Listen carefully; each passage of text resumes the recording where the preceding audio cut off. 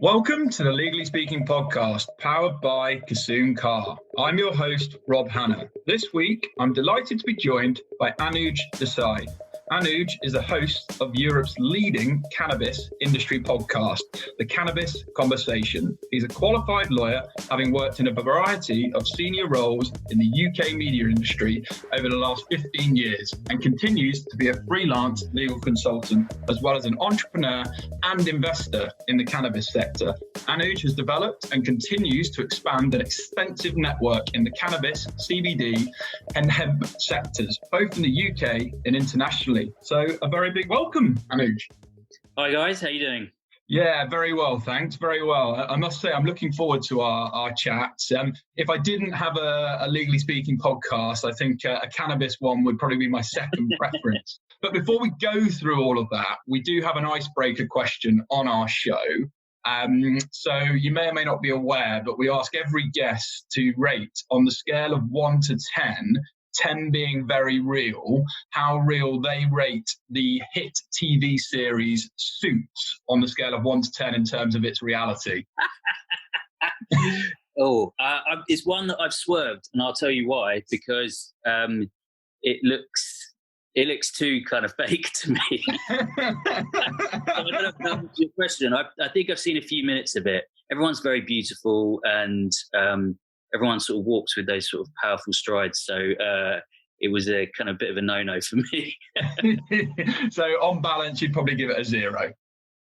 Yeah, but you know what? Maybe that's life in a US law firm. I don't know. Who knows? Well, listen, you've had a wonderful, successful career, and we're going to dig into all of that. But let's go back a little bit. Tell us a bit about, a bit about your family background, and just a bit about you first. Oh wow, okay. Well, I grew up in North London, and I went to Bristol Uni long time ago, which was great.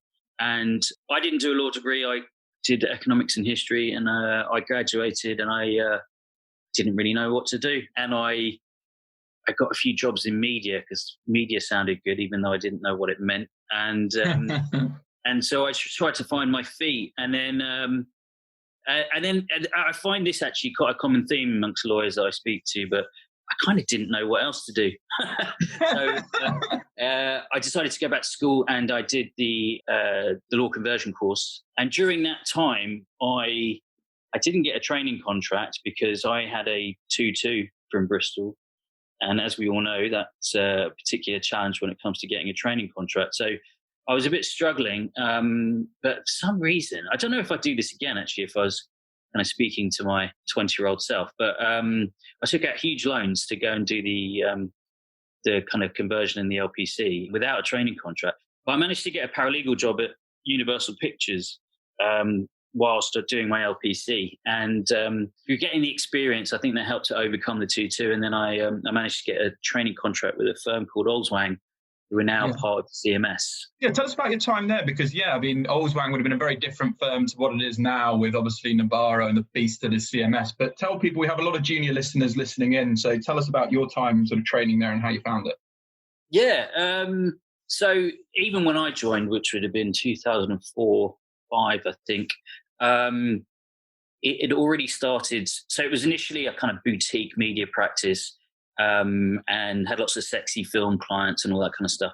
But even when I joined it started to sort of get more corporate, because I think the thing is with firms who have kind of a boutique niche area is there's only so far they can grow.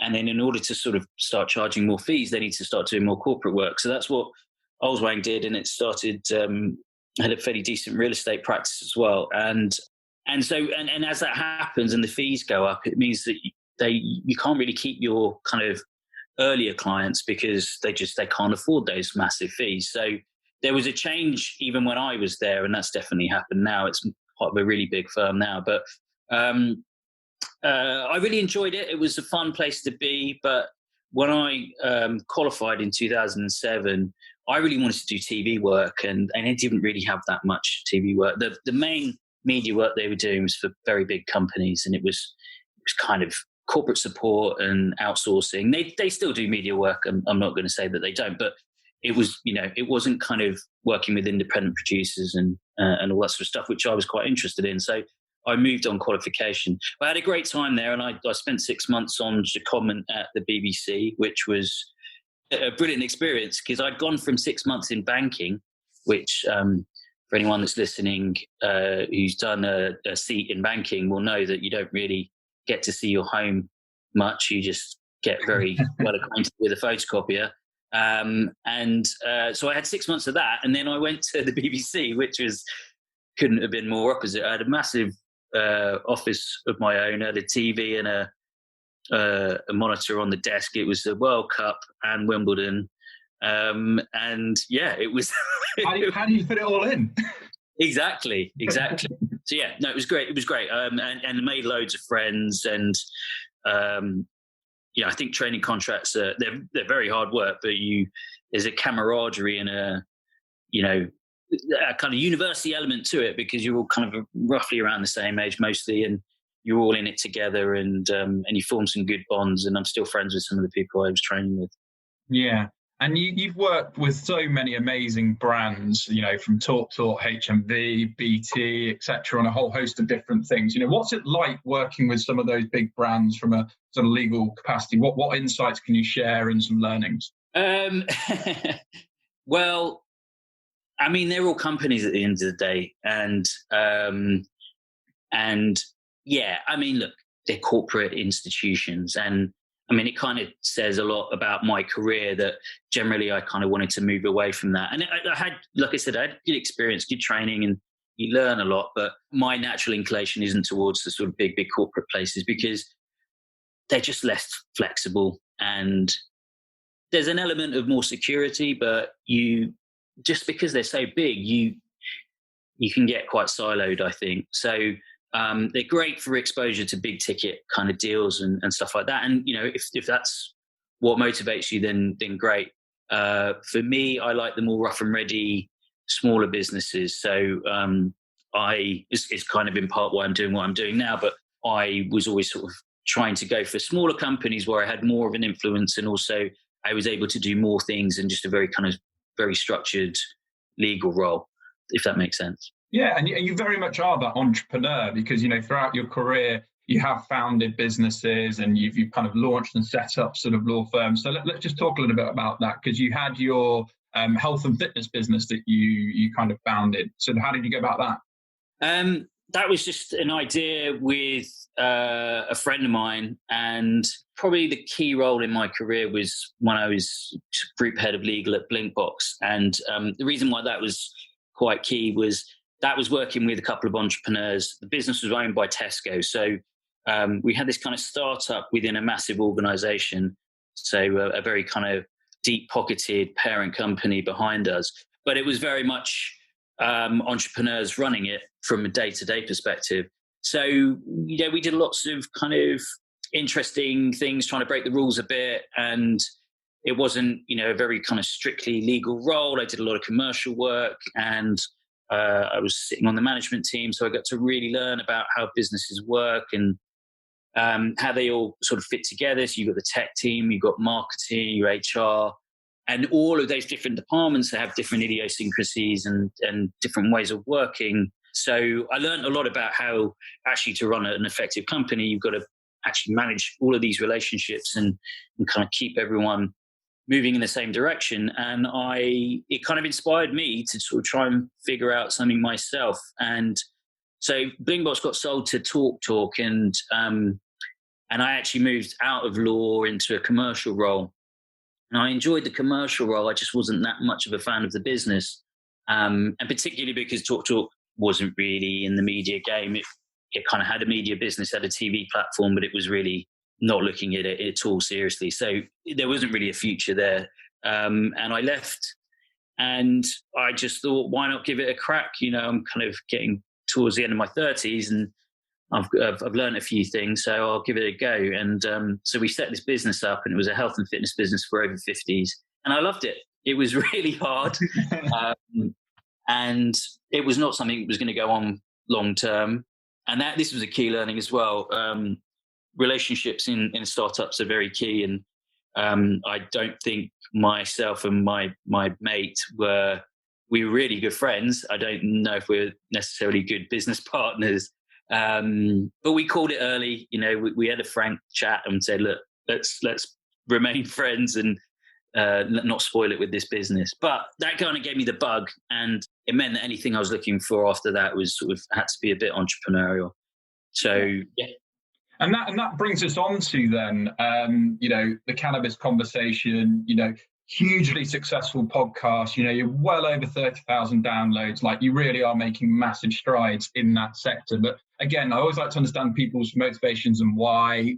How did that sort of come about, and why did you want to have your own podcast in that space? Yeah, I mean, it's a good question. I've never really done anything kind of outwardly creative before. And actually, as a lawyer, I'd probably just assumed I'm a lawyer, therefore I'm inherently uncreative.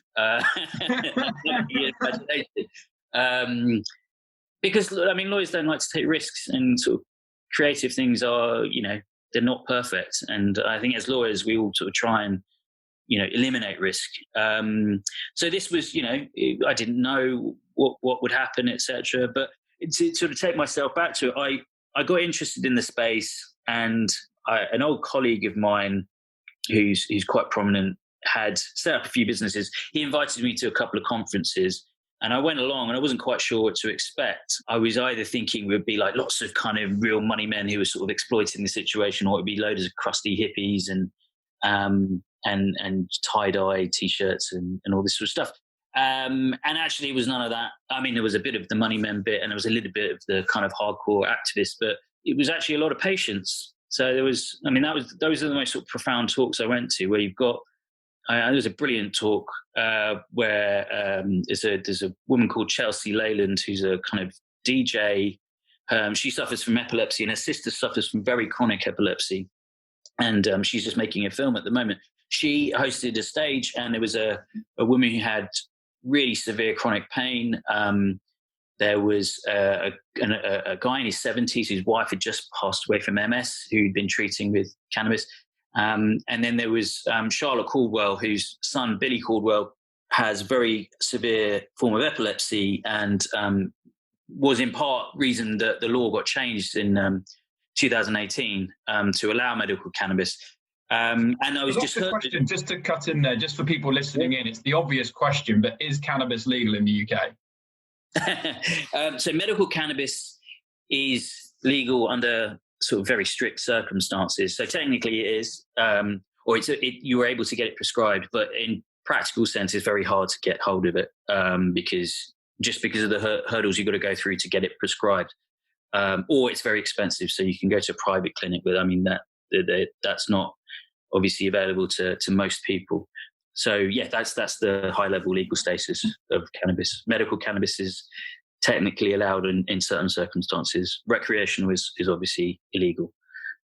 But yeah, so to take a step back, I saw these guys talking about it and these really, really real problems, and how cannabis was helping treat these people, both from an underlying perspective, but also sort of giving them better quality of life because of managing their pain, etc. And that's what kind of got me into it. So I was like, wow, this is more than just, a bunch of stoners. There's something real here. And started to read more about what was happening across the world. Canada went fully legal recreationally not long after that. I think it was the end of 2018. And so there's been a real movement. CBD is obviously very popular and is everywhere. And so I started to look at it. I wasn't quite sure what I wanted to do. And I personally had been listening to a few podcasts myself, and I found them a really good way into understanding new topics. They're kind of passive in nature, so you can listen to them on your commute or when you're at the gym or when you're doing other things. And they're a great way to get up to speed on, new subjects. So I thought there's tons of cannabis podcasts coming out of North America, as you'd probably expect, but there wasn't really anyone doing it in the UK or in Europe. So I thought, I'll give this a go. It'd be a great way to sort of go and meet people, get a little bit of profile, but mainly learn stuff. So I kind of my attitude's been like, well, what do I want to know more about? And then I find, if I can, the best qualified person to speak to, and then that's my interview. Well, yeah, and I think let's call it. I mean, you've had some massive names come onto the show in the space who are sort of internationally renowned, sort of cannabis activists, advocates. Who have founded some of the biggest names in the business. So, what have been some of the most interesting insights you've learned from sort of having these guests on the show? Oh wow, too many. I mean, some of the most interesting ones I think are the more sciencey ones. So where I'm speaking to doctors or researchers. One of my favorites is a guy, Professor Dedi Mary, who's from Technion University in Israel. He's probably one of the world's leading researchers into cannabis as a treatment for cancer. And the complexity of the plant, but also the complexity of the things that he's studying are huge. I mean, one of the things, without singling anything out, the things that I really enjoy is I'm learning stuff about biotechnology, agriculture, the human body, mental health, investment, capital markets, all these things that I didn't, in my kind of role as a media lawyer, it was great. And like I said, I did learn a lot about business, but I've learned a lot more about kind of how the global economy works, just in these last couple of years doing this podcast. So, it's quite hard to pick out a few things, but I too tend towards the science side of things. And it's really when you see how our medical system is set up, and it sounds all quite conspiracy theory and again quite hippie, but the emergence of kind of re-emergence of plant-based therapies as medicine is really interesting to see. And you only have to look to the opioid crisis in the US to see how a lot of pharmaceutical models and a lot of our modern day medicine is based on, companies selling you a medicine. And whether it actually fixes your problem or not is sort of incidental. It's about the fact that you're a repeat customer who has to buy pills, every week for the rest of your life. And then the problems that come with that. So there's the whole movement towards more plant-based medicine is an interesting one. It's quite difficult because it's much less precise than the pharmaceutical model. But it's at kind of early stages with that. So I kind of feel quite proud and happy to be part of this new movement, which is bringing a lot of help to people that really need it. And absolutely, and you're on a really big journey. I mean, you're developing such a wide network. As I've mentioned, sort of, it's not just UK, it's not just Europe, but globally in terms of the cannabis sector, which is great. I mean, just in terms of some practical things, the medical cannabis, what's that most commonly used for? Just for people kind of listening in, just to get a sense of what it might be used for. Well, I mean, that's again, it might be useful to sort of say that cannabis is made up of over 500 compounds, and there are thousands of different strains. At least 1,000, but probably several different strains of cannabis, and they all have different profile of ingredients in them, so they all do different things. So it's not just like one. It's not just one plant and that's it. There's huge variation, and so different plants will do different things. The things that are commonly, or people are getting most excited about, are around pain. And antispasmodic qualities. So that sort of fits into the sort of epilepsy side of things. Then there's CBD is kind of being talked about in terms of anxiety and anti-inflammatory qualities as well. So those are the main kind of areas. I hope I'm not forgetting anything there. Cancer is a really, really interesting one. And there's bits around sort of palliative care. So again, looking at medicine in a slightly different way, the quality of life aspect is quite big. So just generally, allowing you to live a more pain-free life is a key quality of a good medicine, and cannabis has been shown to help that. In specific relation to cancer, and again, when I was speaking to Professor Mary, who I mentioned earlier, it is so complex, and obviously with cancer, everyone sadly is, most people are affected by it in some way. there's real hope there, but he's sort of saying that there's a lot of research to kind of come and really validate stuff. But it's been shown to sort of kill cancer cells, help with the side effects from chemotherapy, so nausea and lack of appetite, things like that. So it can be used in a lot of different ways. But sorry, I'm trying to be brief, but it's such a massive topic that I could probably bang on about it for a few hours. And that's why people should definitely check out your podcast and listen to it to get more details. It is such an interesting topic. Just out of interest, in terms of countries that produce the most, I'm assuming the US, but correct me, who are some of the major kind of producers that people would probably be more aware of? The UK was the largest exporter of medical cannabis in the world, or legal cannabis in the world. I'm not sure if that's exactly true right now, but it certainly was up until about a year ago. And that's because the biggest cannabis company in the world, well, arguably the biggest, at least one of the two, is a company called GW Pharma, which is UK. It's listed in the US. And they have a couple of cannabis-based drugs which are FDA approved in the US, but also approved in various jurisdictions around the world. And so they've been around for quite a while, and they've been patenting a lot of these medicines. So, it would probably come as a bit of a surprise that the UK is the largest exporter. The main other countries are, you say the US, Canada, obviously, from a legislative perspective, but also Canada allowed companies to float on the Canadian Stock Exchange. And that was huge because whilst cannabis is federally illegal in the US, it's legal in certain states to different levels. But the federal prohibition of cannabis in the US means that it's very difficult to access the banking system. And so most companies in the US, can't get loans and do sort of normal things that companies would do to expand. So Canada opening up its sort of public markets means that lots of companies have floated in Canada and have raised money that way. So that's been quite significant. Probably the biggest country in Europe is Germany in terms of, I think they've got over 50,000 prescriptions, maybe 70,000. And Israel, as I mentioned, Israel's very kind of leading in research. Australia, Thailand, I think, is opening up in Asia. There's lots of bits going on. South America is actually really interesting as well because it's probably got one of the best climates to grow cannabis.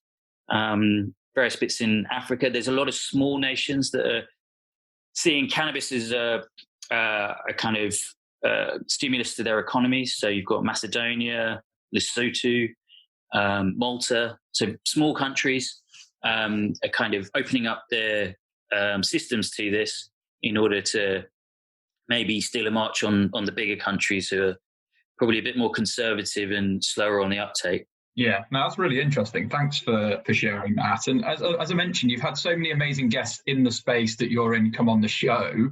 How do you go about sort of selecting them and getting them on the show? And also, is there one guest that you're kind of targeting that you would love to have on the show that you kind of would just say that person would just really, really bring so much value to your podcast, just out of interest?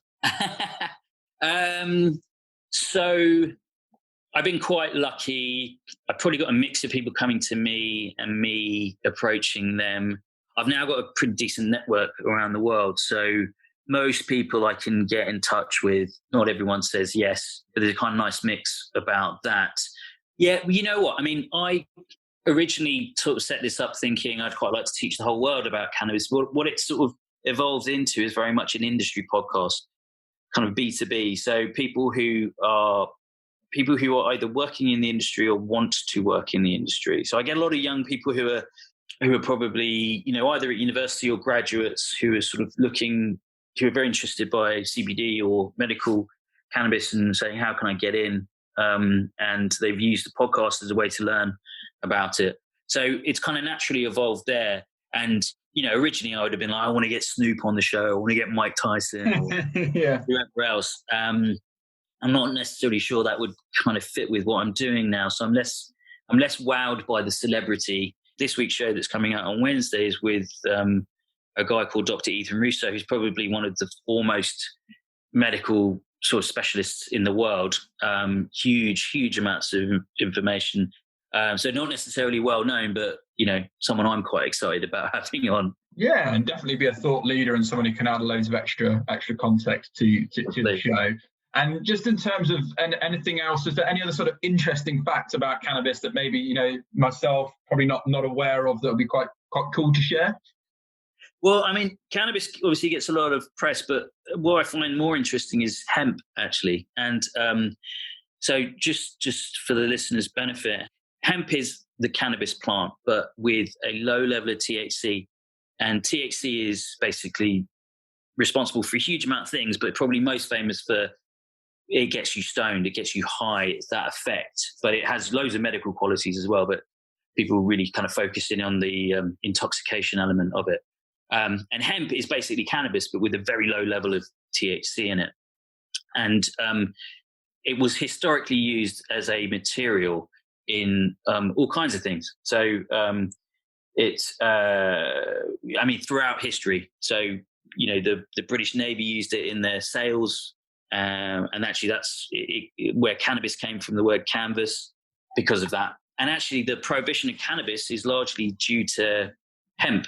So in the US, the oil industry and the paper industry kind of slightly colluded in the 1930s to get hemp outlawed, because hemp was used for everything. Henry Ford actually made a car made mostly out of hemp, using hemp fuel to power it. And so, it's got a lot of uses. And it was a threat to the paper industry and the oil industry. And so they kind of helped to scapegoat hemp in with cannabis, saying it's, and they used a really racist campaign as well. It was used as a reason to kind of marginalize Mexicans and blacks and anyone that the majority government in the US didn't like at the time. And it was actually mainly due to hemp rather than actually cannabis. So, that's a whole massive topic on its own. But the reason I find hemp really interesting is because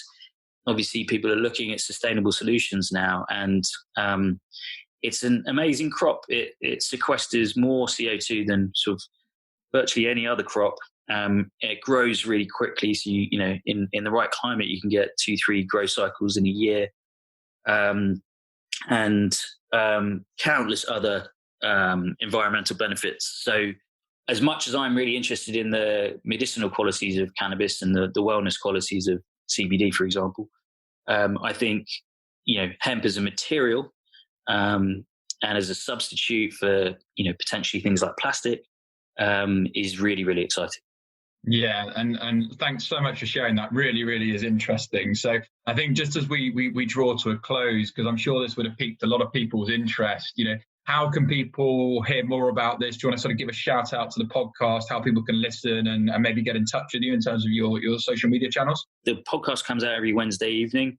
It's called The Cannabis Conversation. The website is www.cannabis-conversation.com. I'm mainly on LinkedIn and Twitter. I've got Instagram as well and all that sort of stuff. But LinkedIn is probably the main channel because it's, like I said, it's more industry focused. So please come along and find my page on LinkedIn. So the podcast comes out every week, but I share a lot of articles, not written by myself, but the kind of best things that I read during the week. And yeah, it's a great place to learn various bits about it. So yeah, please come along and check it out. Yeah, well, listen, Anuj, thank you so much for all of those interesting insights. As I said, I've learned so much that I thought I knew a little bit about cannabis, but it transpires I don't know anything. So yeah, I'm a big fan of your podcast. So I'm going to be tuning in more regularly for sure. Thanks so much for that. It's been an absolute pleasure having on the show. And hopefully we'll have you back again in the future where we can find out what the state of the cannabis space is down the line. Yeah, absolutely. We'd love to do that. Thank you, Robert.